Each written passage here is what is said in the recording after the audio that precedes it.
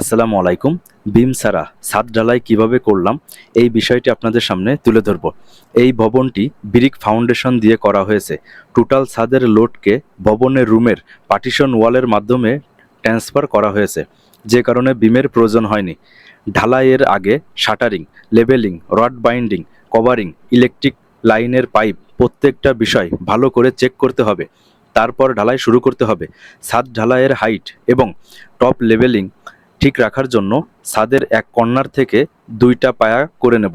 পায়ার চওড়া হবে 3 ফিট এবং 2 পায়ার মাঝের মধ্যবর্তী গ্যাপ রাখতে হবে বড় পাটটার সমান করে, যাতে পায়ার মাঝে রাখলে 2 পায়ার মাঝখান বরাবর পাটটা পৌঁছায়। ছাদ ঢালাইয়ের হাইট 5.5 ইঞ্চি।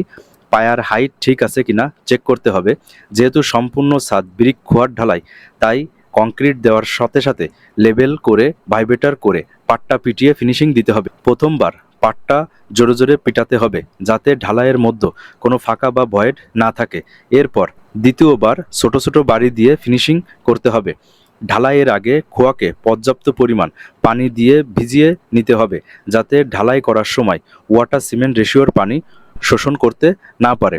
যেহেতু খোয়ার ঢালাই এবং মিক্সার মেশিন দিয়ে ঢালাই দেওয়া হচ্ছে, এজন্য সকল ম্যাটেরিয়ালসের সাথে সিমেন্টের কণাগুলো যেন ভালো করে মিশে যায় এবং ঢালাইয়ের কালার গাঢ় বর্ণের হয়। 2 পায়ার মাঝখানে ঢালাই দেওয়ার সময় 2 পায়ার মুখ এবং সিলাব একই লেভেলে মিলিয়ে দিতে হবে এবং টপ সারফেস সুন্দর করে ফিনিশিং দিতে হবে।